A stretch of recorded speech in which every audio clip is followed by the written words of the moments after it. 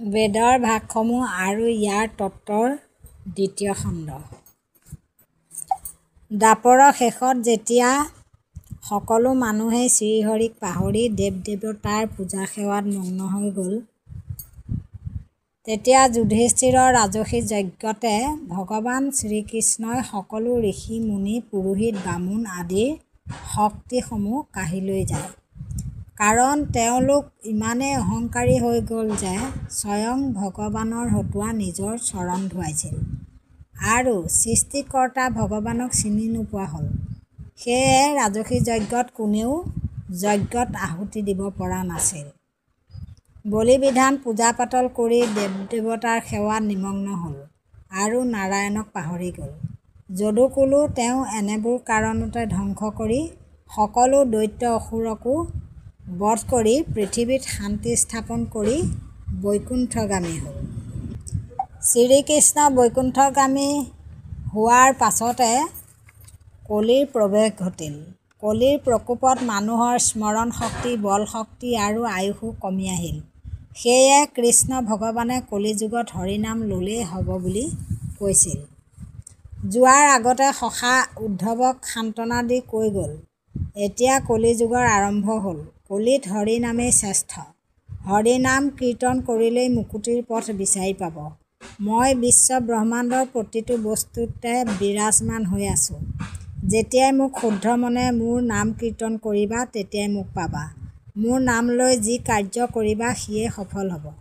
তপ জপ যজ্ঞৰ কোনো প্ৰয়োজন নাই। দেখিলা নহয়, গৃহক চণ্ডালক সকলোৱে ঘিণ কৰিছিল। একো কাৰ্যত সেয়ে তেওঁক মতা নাছিল। তেওঁ একো ধৰ্ম নকৰা মানুহ বুলি পৃথক কৰি ৰাখিছিল।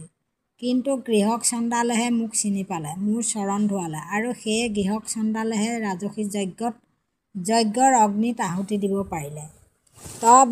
তপ যজ্ঞত ধ্যান নকৰাকৈ তেওঁ প্ৰভু শ্ৰীহৰিৰ নাম লৈ প্ৰভু কৃপা প্ৰাৰ্থী হ'ল।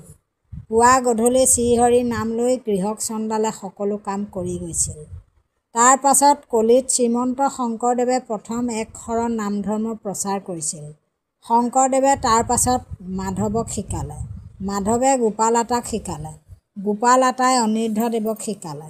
অনিৰুদ্ধদেৱৰ পাছত নাম ধৰ্ম নিত্যানন্দ দেৱে প্ৰচাৰ কৰিলে। সেয়ে একেখন শাস্ত্ৰই কল্পে কল্পে বিভিন্ন ৰূপত সলনি হৈ আদি কীৰ্তন নাম ধৰ্ম কল্পতৰু শাস্ত্ৰ নামে জনাজাত হ'ল। অনিৰুদ্ধদেৱে ৮৫টি ঘোষাৰে ভক্তিমংগল ঘোষাখন ৰচনা কৰি আৰু এখন নিজ শাস্ত্ৰ বুলি সৰ্বশাস্ত্ৰৰ সাৰমৰ্মৰে ৰচনা কৰিলে। সেই শাস্ত্ৰখন মায়ামৰা কৈৱৰ্ত সম্প্ৰদায়ে এতিয়াও গোপনে ৰাতিভাগত নিয়মে নীতিৰে পাঠ কৰি থাকে। ভগৱান কৃষ্ণই হ'ল সৎ, চিৎ আৰু আনন্দ বুলি সকলো শাস্ত্ৰই কয়। তেওঁৰে সৃষ্টি এই বিশ্ব ব্ৰহ্মাণ্ড আৰু এদিন সকলো তেওঁতে বিলীন হৈ যাব। সেয়ে ৰাম নাম লৈ হৰিনাম লৈ নিজৰ কাম কৰি যাব লাগে শুদ্ধ মনে শুদ্ধ চিত্তে।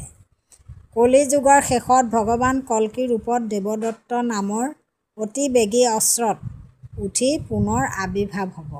পৃথিৱীৰ সকলো অধাৰ্মিক লোকক বধ কৰি ধাৰ্মিক আৰু পুণ্যৱান সকলৰ ধৰ্ম ৰক্ষা কৰিবহি। তাৰ পাছতে সত্য যুগৰ আৰম্ভ হ'ব আৰু পৃথিৱীত জীৱিত সকলো লোকেই ধাৰ্মিক হ'ব। হৰি নামৰ ধ্বনিৰে পুনৰ উজ্বলি উঠিব এই ধৰণী। বিষ্ণুৰ নাভিৰ পৰা ব্ৰহ্মা প্ৰকট হৈছিল। তাৰ পাছতে মনুক মানৱ জাতিৰ পিতা বুলি কয়। তাৰ পাছত ৪ জাতিৰ সৃষ্টি হৈছিল।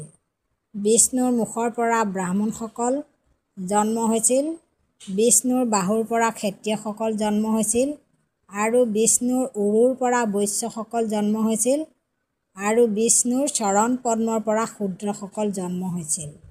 মানুহৰ জ্ঞান আৰু ভক্তি নোহোৱালৈকে এই পৃথিৱীত বিভিন্ন ৰূপত জন্ম লৈয়ে থাকিব লাগিব জীৱবোৰে। যেতিয়ালৈকে প্ৰভু শ্ৰীহৰিৰ কৃপা প্ৰাৰ্থী হ'ব নোৱাৰে, তেতিয়ালৈকে আত্মাৰ মুক্তি নাই। সেয়ে শুদ্ধ চিত্তে লোৱা হৰিৰ নাম, তেহে পাবা বৈকুণ্ঠৰ থান।